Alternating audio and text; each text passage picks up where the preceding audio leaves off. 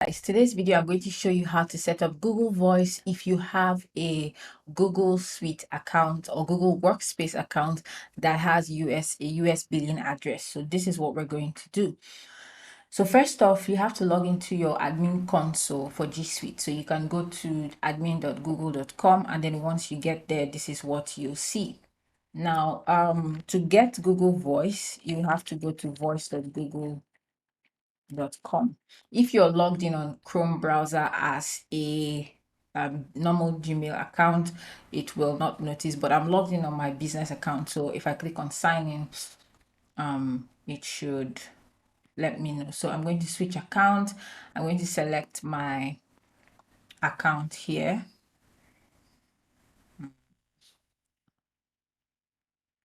Oh, I just realized I haven't signed up yet. Okay, so this is it. And this is the service. So the cost is $10 per user per month for the starter plan. The main difference between the starter and the standard plan is that this one has like multi-level auto attendance, ring groups, dex phone, e-discovery. These are more like if you need more advanced features, but most people would just need the Google Voice standard starter plan for $10 per user per month. Now, mind you, you have to know how many users you have. I have 2 users inside of my account. So my bill, which is for G Suite Dual Workspace Starter, is $12. But so knowing that when you come here to purchase, it will automatically purchase for 2 users because you already have 2 users in your G Suite account. So we're going to click on this one. I'm going to sign into my account. So again, as you can see, I'm already signed in. So it's going to tell me everything that you can use. You can have unlimited users and domestic locations, except sorry, your supported countries are these countries. So that's why I said if you have a US billing account, that works. So I'm going to click on get started. And since I have 2 users inside of my account, it's already multiplied $10 per user per month to $20. And yeah, that's pretty much. So I'm going to click on checkout, and it's going to set up my billing account. So let's wait for that. I check all my details. My address is correct. Right. Okay. The purchase has gone through. So I'm now confirmed for Google Voice Standard, and I can now start setting up voice. So this is how you set up your Google Voice. And one of the reasons I like it is because it has apps on Android and iPhone, and then you can also use it on your desktop directly. So you don't have to have an app, and you can also redirect calls over to your like mobile number, whatever mobile number you're using. So I'm going to set on, got it right here. So the first thing that you want to set up is your locations. All right, let's let's first assign the users in our accounts a license. So I'm going to let's see, license users. So I'm going to license myself and my support team so that they will both have the Google Voice. So I'm going to click on assign licenses, and I already have this one because we already have assigned licenses for the G Suite part, like the email inbox part. All right, so now the licenses have been saved. I can go back. So if you come to your admin console and you come to apps, you find Google Voice right here immediately after you sign up. So you see now my users are appearing here, and now I'm able to get numbers. So with my license, since I'm paying for 2 people, I can get 3 Google Voice numbers and 3 ported numbers for free. So I'm going to show you what that means. Basically, when you sign up for Google Voice, you pay based on the number of licenses that you have. So how many users you have inside of your Google Workspace account. So I have 2, but they are also giving 2% of licenses for free. Basically, whatever number of licenses you have, they'll give you 2% of that up to 10. And since because of that, I have 1. And then you can also port numbers. So if you have an existing number, you can port it into your Google Voice account. And that's why I have 3 Google Voice numbers. So numbers I will get from Google Voice, and I can also port 3 numbers into my Google Voice account. So I'm going to set up a number. Sorry, that's not how it works. All right, so I'm going to set up a number for this thing for my users. But first of all, I have to set a location.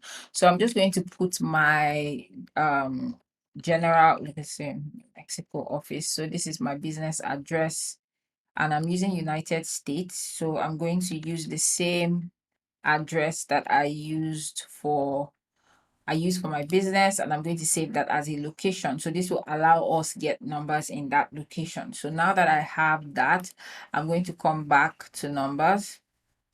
I'm going to go to my users. Now you have to select who you're creating a number for.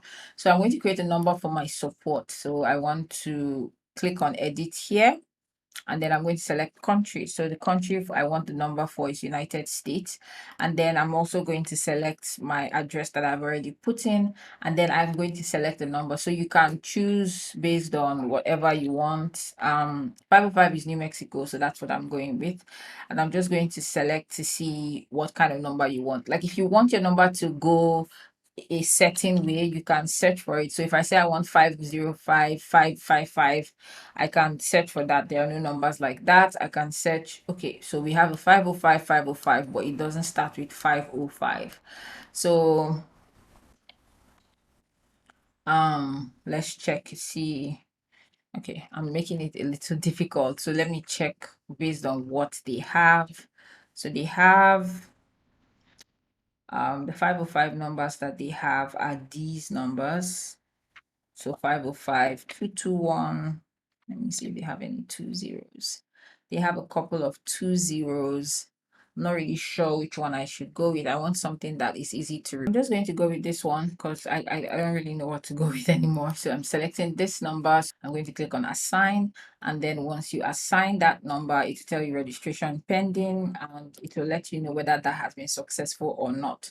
Now, you should receive an email in your inbox letting you know that you have been given your own number, and you have to either download the app, go on your web or whatever to get started. So now I'm getting started with Google Voice here. As you can see, I'm logged in as support at her online brand, and then I'm able to click on next, and then it tell me all my details again, and then I scroll up, and you have the option of linking your mobile device. You can choose from these countries.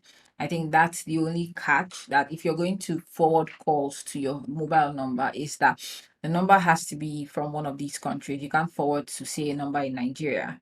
So I'm just going to skip that because I don't want that. And then you can click on get started.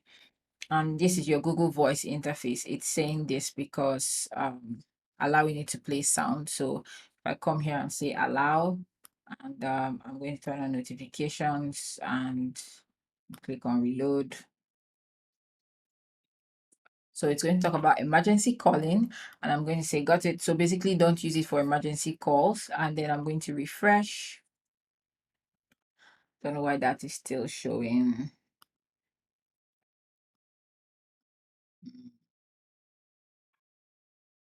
That should be good.